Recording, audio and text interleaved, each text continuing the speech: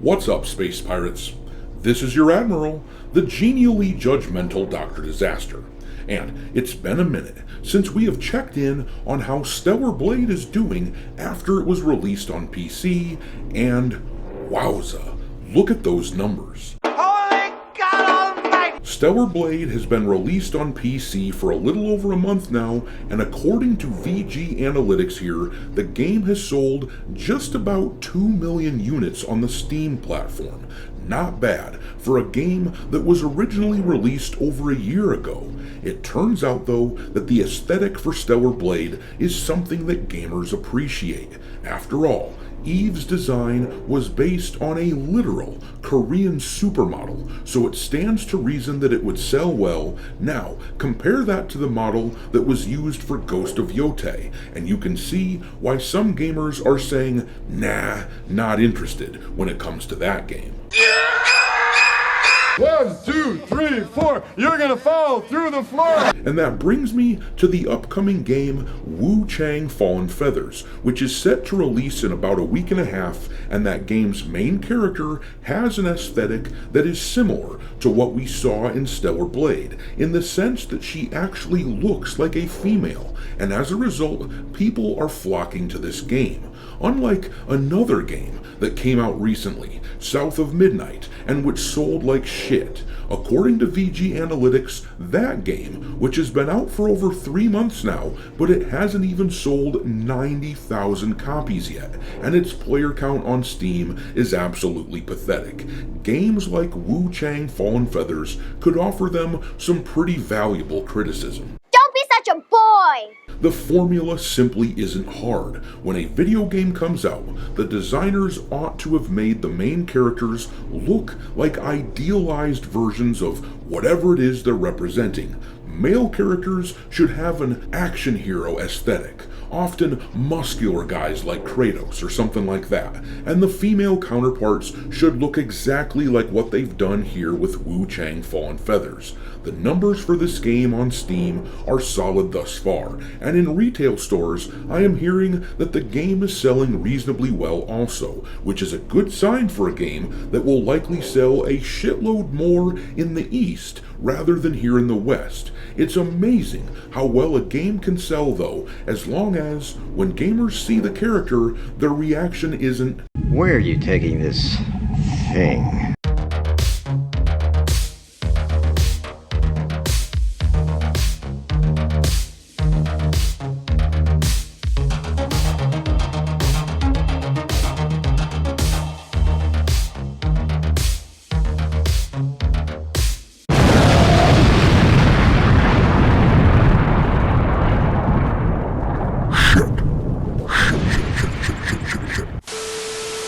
Alright me hearties, make sure that you hit the like button on this video, share it with your friends, subscribe to the channel if you haven't already, and I've begun uploading some content onto Rumble as well, so make sure that you follow Dr. Disaster on that site too. Also, give me a follow over on X, where my handle is Dr. Disaster 1. I keep a list on there of games lousy with wokeness pinned to my account at all times for your reference, but Wuchang Fallen Feathers definitely doesn't belong on that list. In fact, I think the game looks pretty solid. I'm not a big fan of Souls-like games like this in general, and admittedly, I'm of the opinion that Souls-likes have been overdone lately, but I have to admit that Wuchang Fallen Feathers looks pretty damn good. It is polished and smooth looking, and I appreciate the hell out of that, and apparently I'm not the only one, because the game appears to be selling fairly well. If you look at the Steam numbers, the game isn't setting the world on fire or anything like that, but it's nothing to sneeze at either, considering that we're a week and a half away from the game's release, and the marketing campaign hasn't been particularly solid. At the time of recording, the game is at 145,000 followers on Steam,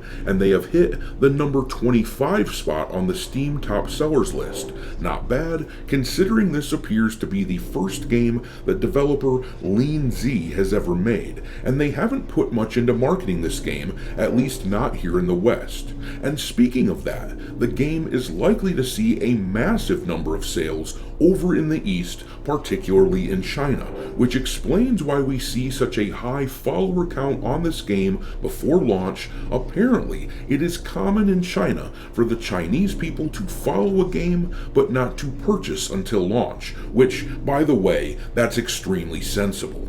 But in any event, this game is poised to have a solid launch over there in China. Don't expect it to hit Black Myth Wukong numbers or anything like that, but it ought to do well, and Wuchang should end up with a decently high player count on the Steam platform.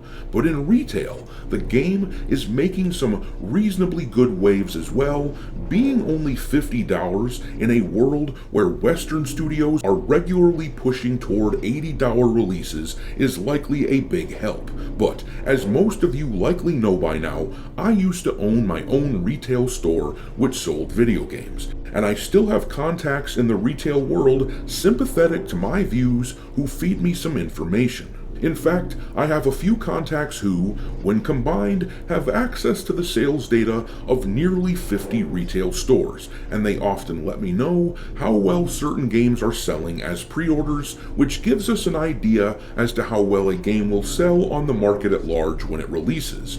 As a frame of reference, in these nearly 50 stores, a game like Dragon Age the Veilguard, which everyone knows ended up as a massive flop, that game sold only 86 copies in pre-orders in these stores. Meanwhile, a game like Stalker 2 Heart of Chernobyl, which wasn't the biggest hit in the world or anything like that, but it did hit over 1 million copies sold in its first few days, that game sold 156 copies in those same stores right before its launch. So, where has Wuchang Fallen Feathers landed thus far in those stores? Well, it's doing surprisingly well in these stores. They've sold 132 copies, despite almost no marketing for the game aimed at those stores, and no marketing that I've seen on YouTube or Twitter or anything like that. And keep in mind that there are still 10 days before the game launches, so they're going to sell more copies in these stores. They are likely to beat Stalker 2 as an example, which suggests that the game is likely to hit 1 million total sales in their first few days after launch, or at least that is what I would expect if this was a conventional game, but China is a massive X factor which might drive those numbers even higher. Look at how the Chinese all flocked to Black Myth Wukong last year. The Chinese caused that game to reach ridiculous heights on Steam, breaking 2,400,000 concurrent players. I don't expect Wuchang will come anywhere near those numbers. After all, Black Myth was based on the beloved Eastern tale Journey to the West, and it was the first major AAA game to be released from China, so there was a lot of civic pride surrounding that game.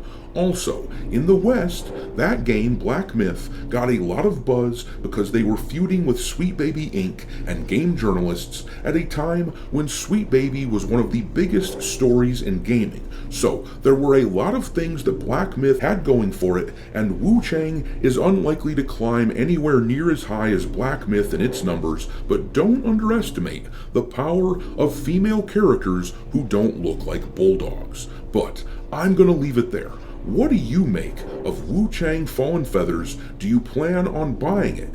Drop your thoughts into the comment section below, and we will talk there. Thanks for watching, me hearties. If you haven't already, your Admiral is inviting you to subscribe to the channel and become a part of the crew.